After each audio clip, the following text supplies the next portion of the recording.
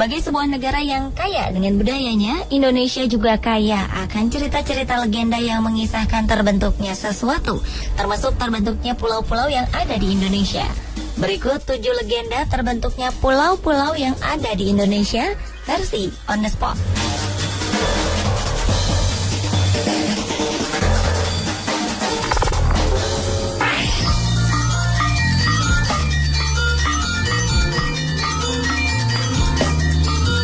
Menurut legenda, Bali awalnya merupakan daratan yang tergabung dengan Pulau Jawa. Berawal dari kisah seorang Brahmana yang bernama Sidi Mantra, yang sangat kaya dan memiliki anak yang suka berjudi, yang bernama Manik Angkeran. Sang anak akhirnya mempertaruhkan harta kekayaan orang tuanya sampai habis, lalu berhutang pada orang lain. Melihat kesulitan anaknya, konon atas petunjuk Sang Yang Widi, Sidi Mantra menemui naga sakti, penjaga harta karun di kawah Gunung Agung. Setelah hutang terbayar atas bantuan naga, sayangnya Manik Angkeran tetap suka berjudi. Demi harta, sang anak menemui sendiri sang naga dan berhasil menipu. Karena marah, naga sakti pun membakar Manik Angkeran hingga meninggal.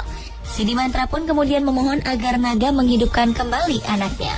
Dan naga pun mengabulkan permintaan Sidi Mantra. Setelah keinginannya terwujud, dengan kesaktiannya, Sidi Mantra mengeluarkan mata air di antara tempat dia berdiri dan anaknya, agar sang anak dapat hidup terpisah dengan orang tuanya. Lama-kelamaan, tanah tempat mereka berdiri dipisahkan oleh air dan membentuk sebuah pulau kecil. Pulau yang terbentuk itu adalah Pulau Bali.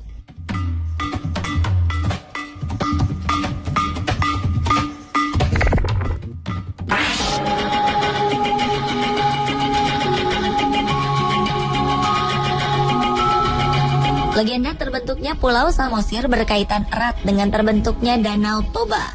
Konon, seorang pemuda bernama Toba menikahi seorang wanita yang tidak lain adalah jelmaan dari seekor ikan.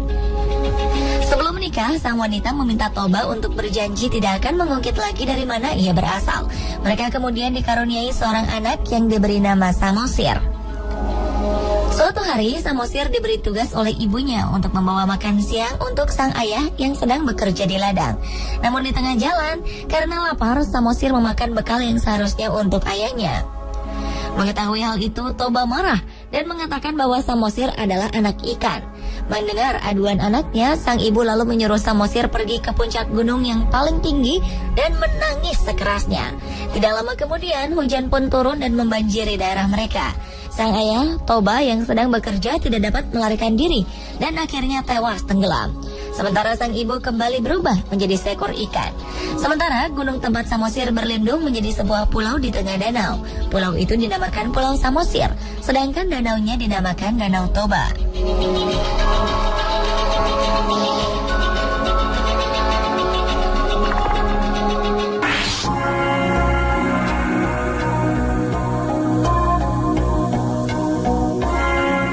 Asal-usul nama Madura berawal dari pembuangan seorang putri raja bernama Raden Ayu Tunjung Sekar ke hutan karena hamil padahal belum bersuami. Sang putri mengaku bahwa kehamilannya disebabkan oleh mimpinya yang didatangi bulan purnama. Namun raja tidak mempercayai alasan putri kesayangannya itu. Sang putri kemudian mempersilahkan Patih untuk membunuhnya. Tetapi jika alasannya memang benar, putri tidak akan mati terbunuh. Benar saja, pedang yang digunakan Patih untuk membunuh tidak dapat menyentuh tubuh putri. Patih lalu membuatkan rakit untuk putri yang sedang hamil ini dan menyuruhnya melarikan diri. Ketika sedang berlayar saat bulan purnama muncul, sang putri melahirkan seorang bayi laki-laki dan diberi nama Raden Sagara. Sagara dalam bahasa Madura artinya laut. Ketika sampai di darat, bayi yang baru berumur beberapa hari ini tiba-tiba meloncat dan berlari ke sana kemari. Bayi Sagara itu pun menemukan sebuah pohon bersarang lebah yang tersangkut. Namun seperti ingin memberi izin pada sang bayi, lebah-lebah yang tadinya berkerumun pada sarang itu menyingkir, sehingga bayi Sagara dan ibunya bisa minum madu. Sang putri pun menamakan pulau yang ditemuinya ini dengan nama Madura, yang berasal dari kata madu ara-ara, artinya madu di tengah yang lapang.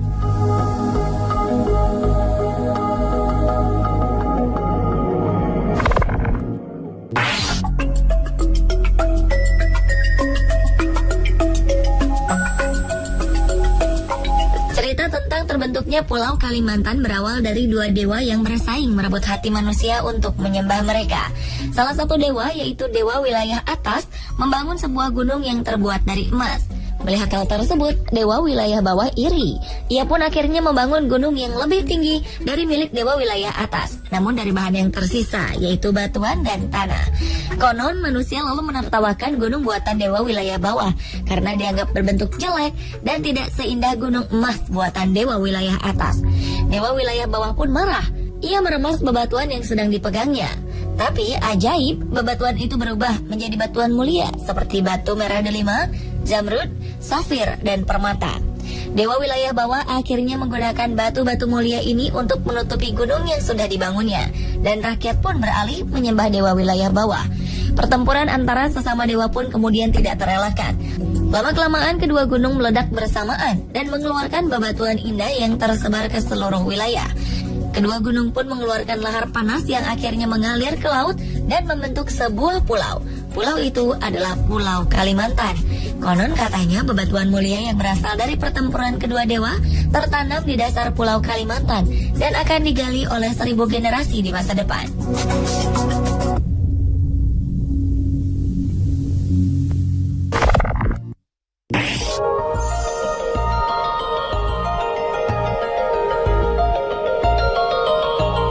Masyarakat asli Belitung menyebut Belitong atau singkatan dari Bali terpotong.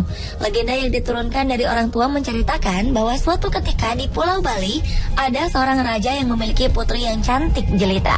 Namun sayang, memiliki penyakit kelamin. Raja dan ratu pun mengadakan sayembara untuk menyembuhkan penyakit anaknya. Tetapi tidak ada yang berhasil menyembuhkan putri. Raja pun terpaksa mengasingkan sang putri di hutan dengan ditemani oleh seekor anjing. Mereka hidup hanya berdua. Suatu hari sang putri didapati hulu balang raja dalam keadaan hamil, yang kemudian membuat sang raja marah.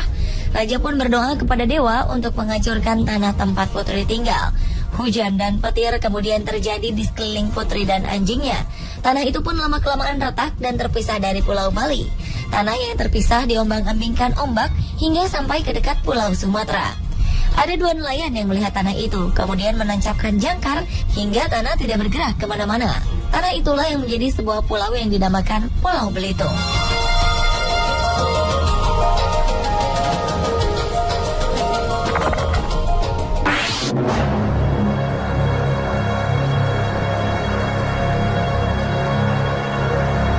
Pulau W merupakan pulau paling ujung Sumatera, salah satu pulau terluar di Indonesia.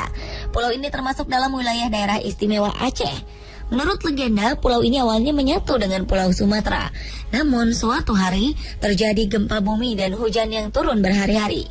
Daratan paling ujung Sumatera akhirnya patah dan membentuk sebuah pulau yang tandus dan gersang. Lalu ada seorang putri jelita yang meminta pada Tuhan agar pulau tidak gersang sehingga penduduknya bisa hidup dari tanah itu. Putri pun membuang semua perhiasannya ke laut sebagai sesajen untuk doanya itu. Tuhan mendengar doanya. Hujan kembali turun dengan derasnya. Karena hujan deras itu terbentuklah sebuah danau di tengah Pulau W yang dinamakan Anek Laut. Putri itu sendiri akhirnya terjun ke dasar laut dan menjadi Pulau Rubiah yang letaknya berdekatan dengan Pulau W. Sementara perhiasan-perhiasan yang dibuang sang putri berubah menjadi terumbu karang yang indah yang mengelilingi Pulau W.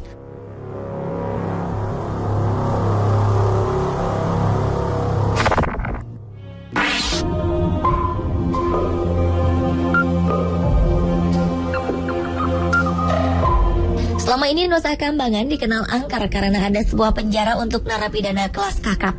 Menurut legenda, pulau yang juga dijuluki Alcatraznya Indonesia ini menyimpan sebuah legenda menarik. Cerita ini bermula dari seorang raja bernama Prabu Aji Pamoso yang disegani rakyatnya. Namun kesaktiannya tersaingi oleh seorang pertapa bernama Resikano. Mendengar hal itu, Prabu Aji berniat untuk menyingkirkan Resikano. Mendengar rencana itu, Resikano lari meninggalkan kerajaan dan bersembunyi di sebuah pulau sambil bersemedi. Namun kemudian ia tetap tewas oleh Prabu Aji. Setelah membunuh Resikano, Prabu Aji dikejutkan oleh suara gemuruh yang memanggil sang raja. Bersamaan dengan itu, jasad Resikano menghilang berganti dengan seekor naga. Prabu Aji pun melontarkan panahnya dan mengenai jantung sang naga. Tubuh naga hilang berganti menjadi seorang wanita cantik. Wanita ini ternyata bernama Dewi Wasowati. Sang wanita kemudian berterima kasih kepada Prabu Aji karena telah membebaskan dirinya. Sebagai ganti balas budinya, Dewi Wasowati memberikan sebuah bunga wijaya kusuma yang konon bisa menurunkan raja-raja yang berkuasa di tanah Jawa. Pulau itu pun dinamai Pulau Nusa Kambangan, yang artinya pulau yang ditubuhi bunga-bunga liar.